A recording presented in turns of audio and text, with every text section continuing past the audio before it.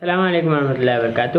آج ہم لوگ انشاءاللہ ہجرت اور اس کے تعلق سے کچھ ڈیٹیلز میں بات کریں گے۔ آپ صلی اللہ علیہ وسلم نے جب ہجرت کا ارادہ کیا تو اس وقت آپ صلی اللہ علیہ وسلم کے پاس مکہ کے بہت سارے لوگوں کی امانتیں رکھی ہوئی تھیں جن کو واپس کرنا ضروری تھا۔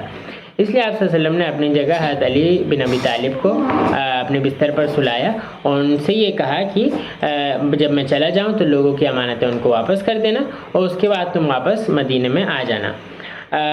اس کے بعد آپ صلی اللہ علیہ وسلم اپنے گھر سے نکل کر وہ غار ثور میں گئے۔ مدینہ ڈائریکٹ نہیں گئے بلکہ ایک دوسری طرف ایک پہاڑ میں جا کر غار ثور میں حضرت ابوبکر کے ساتھ آپ صلی اللہ علیہ وسلم چھپ گئے۔ اللہ تعالیٰ نے آپ صلی اللہ علیہ وسلم کی حفاظت کے لیے یہ انتظام کیا کہ غار کے دروازے پر مکڑیوں نے جالا بنا لیا اور اس کے علاوہ کبوتروں نے انڈے دے دیے۔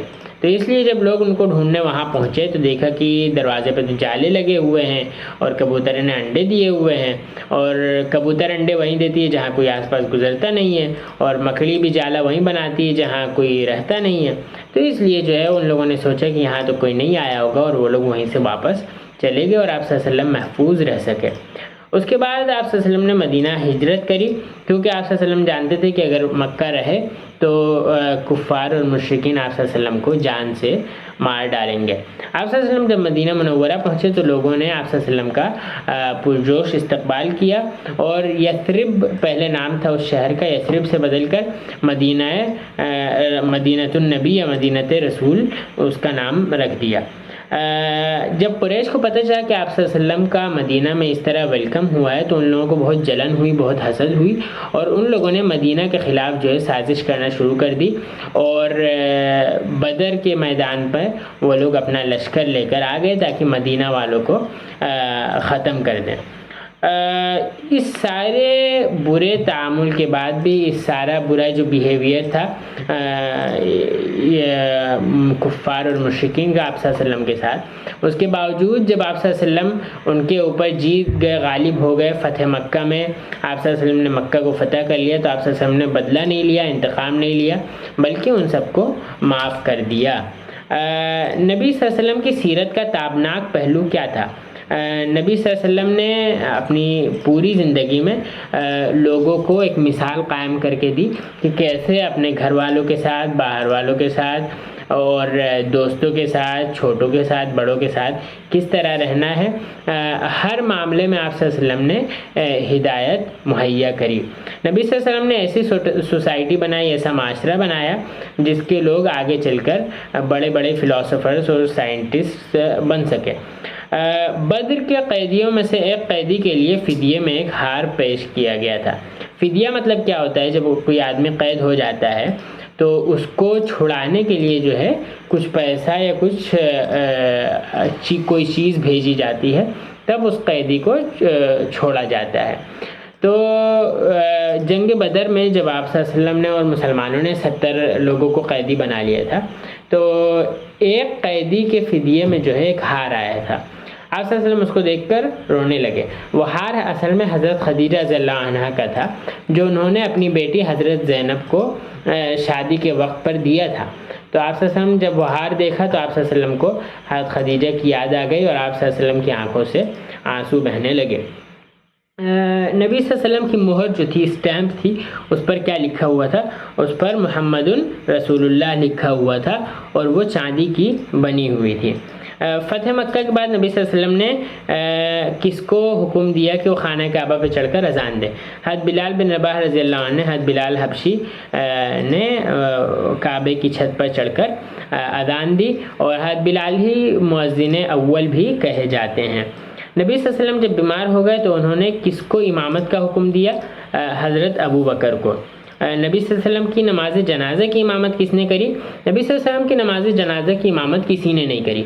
لوگ خود آتے گئے اور وہ اکیلے نماز پڑھ کر باہر نکلتے گئے، کسی نے نبی صلی اللہ علیہ وسلم کی نماز جنازہ کی امامت نہیں کری تھی۔ قرآن مجید کی سورہ کوثر کا تعلق نبی صلی اللہ علیہ وسلم کے کس صاحبزادے کی وفات سے ہے؟ سورہ کوثر میں یہ کہا گیا ہے ان شانئک هو الابتر، آپ کا دشمن جو ہے یقیناً اسی کا نام کٹا ہوا ہوگا۔ اس کا مطلب یہ ہے کہ آپ صلی اللہ علیہ وسلم کے بیٹے عبداللہ کی جب وفات ہوئی تو دشمنوں نے یہ بات کہی کہ آپ صلی اللہ علیہ وسلم ابتر ہیں، مطلب یہ کہ آپ کا کوئی بیٹا نہیں ہے، اس لیے آپ کا نام زندہ نہیں رہ سکے گا۔ تو آپ صلی اللہ علیہ وسلم کی تسلی کے لیے اللہ تعالیٰ نے سورہ نازل کی اور کہا کہ آپ کے جو دشمن ہیں انہی کا نام کٹا رہے گا اور آپ کو ہر زمانے میں لوگ یاد کرنے والے ملتے رہیں گے۔ نبی صلی اللہ علیہ وسلم سے کس نے کہا تھا کہ آپ اپنی صاحبزادی ام کلثوم کا نکاح حضرت عثمان رضی اللہ عنہ سے کر دیں؟ یہ نکاح آپ صلی اللہ علیہ وسلم نے حضرت جبریل علیہ السلام کے مشورے سے کیا تھا۔ حضرت جبریل نے کہا تھا کہ یہ اللہ تعالیٰ کا حکم ہے۔ نبی صلی اللہ علیہ وسلم نے اپنی صاحبزادی کو 2 چیزیں ہدیہ کری تھیں حضرت فاطمہ کو، ایک چکی جس سے آٹا پیسا کرتی تھی اور ایک مشکیزہ جس میں وہ پانی لایا کرتی تھی۔ نبی صلی اللہ علیہ وسلم کی بیٹی کو بطول کیوں کہا جاتا ہے؟ بطول مطلب یہ کہ جس کو دنیا میں رغبت نہیں ہو، دنیا سے بے نیاز ہو۔ آپ کی بیٹی حضرت فاطمہ رضی اللہ عنہ دنیا میں اپنا لگاؤ نہیں رکھتی تھیں اور وہ بے نیاز تھیں، اس لیے ان کو بطول کا لقب دیا گیا۔ حضرت عائشہ کی کیا خصوصیات ہیں جن سے وہ باقی دوسری جو امہات المومنین ہیں ان پر ممتاز ہیں؟ حضرت عائشہ بہت اسمارٹ تھیں، انٹیلیجنٹ تھیں، اور انہوں نے مطلب تمام خواتین میں سب سے زیادہ احادیث روایت کریں۔ اس کے علاوہ آپ صلی اللہ علیہ وسلم انہی کے کمرے میں آپ صلی اللہ علیہ وسلم کا انتقال ہوا تھا اور انہی کے کمرے میں آپ صلی اللہ علیہ وسلم دفنائے بھی گئے تھے۔ نبی صلی اللہ علیہ وسلم کی کون سی اہلیہ ہیں جن پر حضرت عائشہ کو رشک آتا تھا؟ مطلب حضرت عائشہ ان کی جگہ بننا چاہتی تھی، ان کی طرح ہونا چاہتی تھی۔ حضرت خدیجہ، کیونکہ آپ صلی اللہ علیہ وسلم کی وہ پہلی بیوی تھیں اور آپ صلی اللہ علیہ وسلم ہمیشہ جب ان کو یاد کرتے تھے تو آپ صلی اللہ علیہ وسلم کو جو ہے بہت افسوس ہوتا تھا، اور یہ کہ آپ صلی اللہ علیہ وسلم ہمیشہ بہت محبت سے ان کا تذکرہ کرتے تھے۔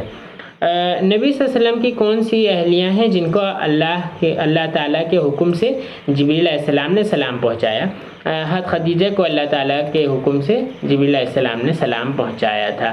نبی صلی اللہ علیہ وسلم کے ازواج مطہرات کو ہم کیا کہتے ہیں؟ امہات المومنین کہتے ہیں، گویا کہ وہ تمام مسلمانوں کی، تمام مومنوں کی وہ ماؤں کے درجے میں آتی ہیں۔ نبی صلی اللہ علیہ وسلم نے خود 3 چیزوں سے اجتناب کیا اور دوسروں کو بھی اجتناب کرنے کی تلقین کری۔ اپنے آپ کو ریا سے، مطلب کہ شو آف سے، بڑھا چڑھا کر دکھانے سے، کثرت کلام سے، بہت زیادہ بولنے سے اور فالتو باتیں کرنے سے بچا کر رکھا، اور دوسروں سے کہا کہ کسی کو برا بھلا نہیں کہیں، کسی کو شرمندگی نہیں دلائیں اور کسی کا عیب نہیں تلاش کریں۔ درود شریف کسے کہتے ہیں؟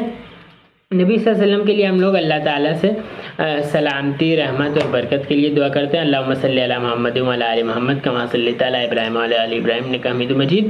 اسی کو ہم لوگ درود شریف کہتے ہیں۔ اس کا اسلام میں بڑا درجہ ہے۔ ایک حدیث آئی ہے کہ جو ایک بار اللہ کے رسول صلی اللہ علیہ وسلم پر درود شریف بھیجتا ہے، اللہ کے رسول صلی اللہ علیہ وسلم کے لیے دعا کرتا ہے، اللہ تعالیٰ اس پر 10 بار درود شریف بھیجتا ہے، اور اگر کسی دعا کے ساتھ درود شریف پڑھ لیا جائے تو وہ دعا ضرور قبول ہوتی ہے۔ آج کے لیے اس پر اکتفا کرتے ہیں اور باقی باتیں اگلے ایپیسوڈ میں انشاءاللہ۔ السلام علیکم ورحمۃ اللہ وبرکاتہ۔